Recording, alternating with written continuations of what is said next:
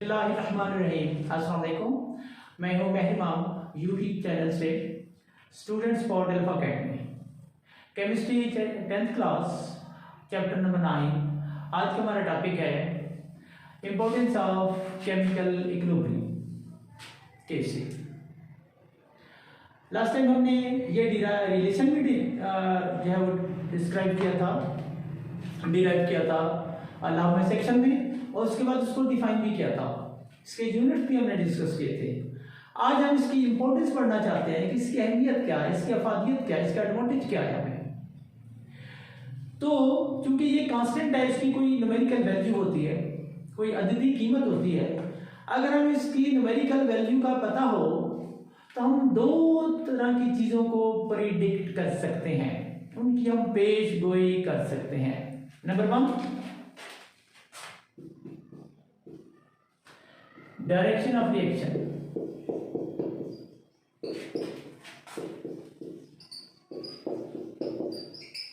Number 2,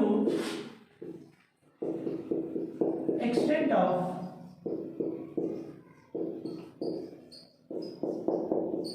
reaction. Direction of reaction का मतलब क्या है? सपोज करते हैं हम ये रिएक्शन बिटवीन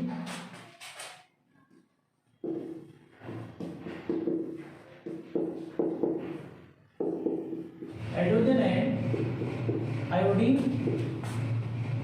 एंड KC।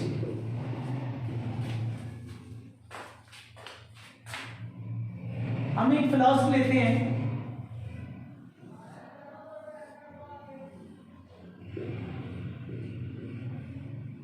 इसमें हम हाइड्रोजन गैस ले लेते हैं और आयोडीन के वेपर लेते हैं। हम एक राउंड बॉटम फ्लास्क लेते हैं, उसमें कुछ मिकदार हम हाइड्रोजन गैस की ले लेते हैं और कुछ आयोडीन के वेपर जो है वो ले लेते हैं, और उन दोनों को हम गर्म करवाते हैं। तो इसके लिए जो रिएक्शन होगा, हाइड्रोजन और आयोडीन आपस में रिएक्ट करके हाइड्रोजन आयोडाइड बनाते हैं, और जब इक्विलिब्रियम कायम हो जाता है तो इसकी वैल्यू 57 होती है। हम एक राउंड बॉटम फ्लास्क लेते हैं, उसमें कुछ मिकदार जो है वो हाइड्रोजन की लेते हैं और कुछ मिकदार जो है वो आयोडीन वेपर्स की लेते हैं। इन दोनों को हम गर्म करते हैं। कुछ देर के बाद क्या होता है, इक्विलिब्रियम एस्टेब्लिश हो जाता है। तो उस वक्त इक्विलिब्रियम कांस्टेंट की जो न्यूमेरिकल वैल्यू है वो 57.0 है, और ये तकरीबन 1700 केल्विन पर होती है temperature.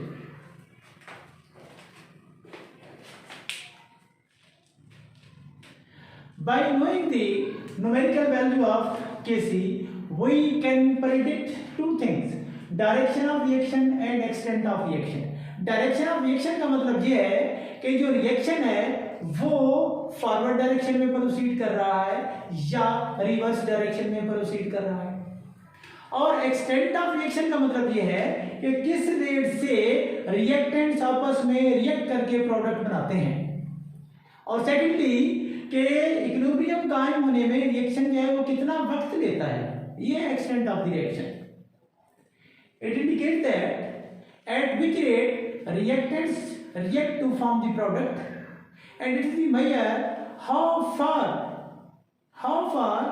takes the reaction to establish chemical equilibrium।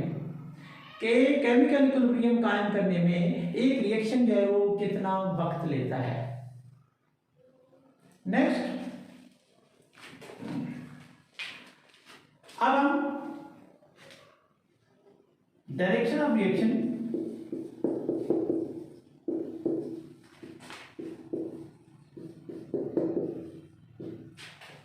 And reaction coefficient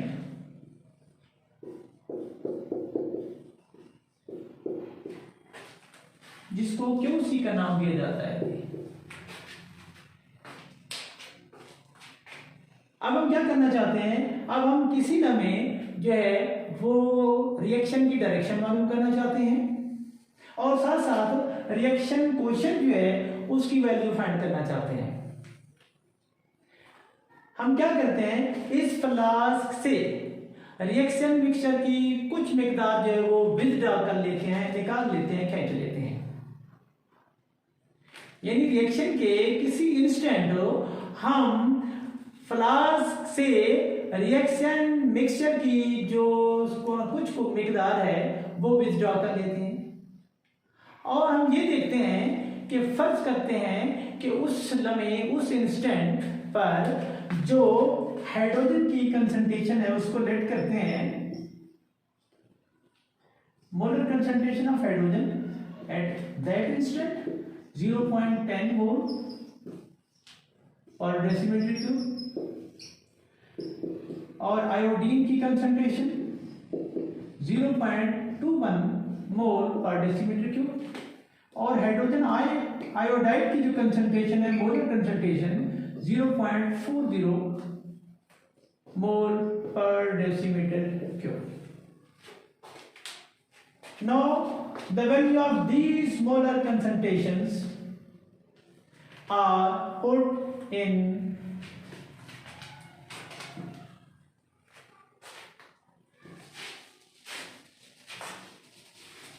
equilibrium constant expression. Now the equilibrium constant for this fraction is this: product की molar concentration over reactants की molar concentration.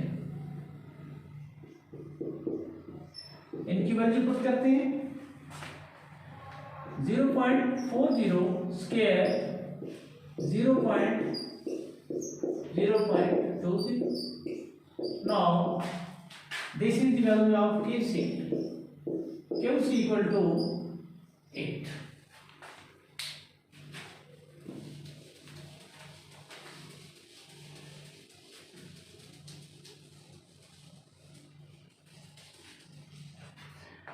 Direction of reaction and reaction quotient. Conifer flask से हम reaction mixture के कुछ amount जो है वो withdraw कर लेते हैं।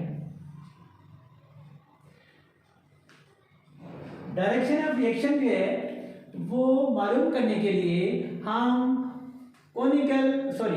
राउंड बॉटम फ्लास्क से रिएक्शन मिक्सचर की कुछ मिकदार जो है वो विथड्रॉ कर लेते हैं। और उस लम्हे हम ये कहते हैं कि let the new molar concentration of hydrogen is this, iodine is this, and hydrogen iodide is 40.40 mole per decimeter cube.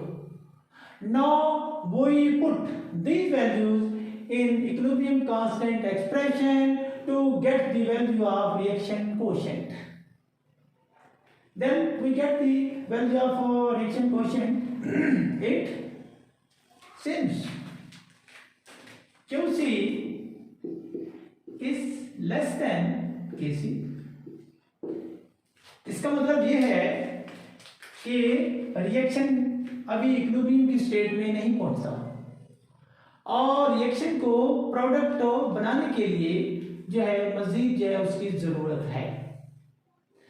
तो इसका मतलब क्या है कि रिएक्शन जो है वो फॉरवर्ड डायरेक्शन में प्रोसीड करता है।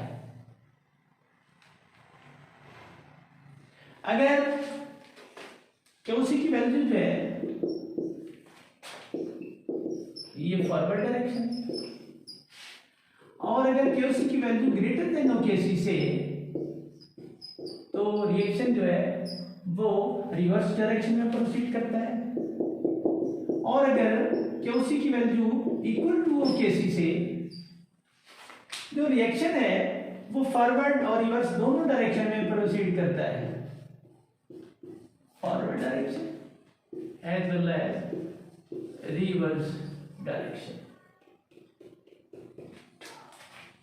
हम पूरे टॉपिक को एक दफा फिर डिस्कस करते हैं।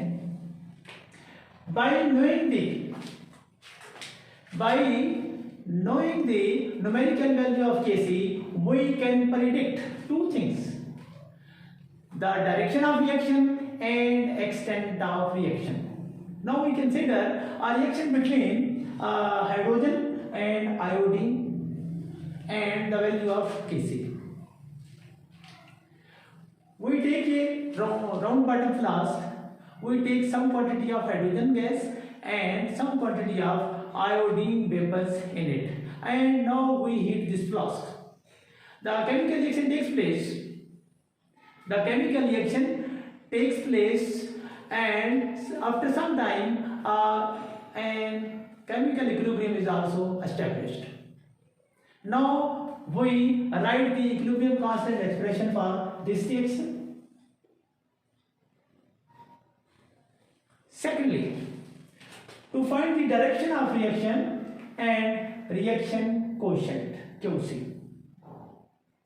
To find the direction of reaction at any instant, किसी लम्हे direction of reaction find करने के लिए we withdraw some quantity of reaction mixture from round bottom flask. Let at this instant the new molar concentration of hydrogen R is this, iodine is this, and hydrogen iodide is this.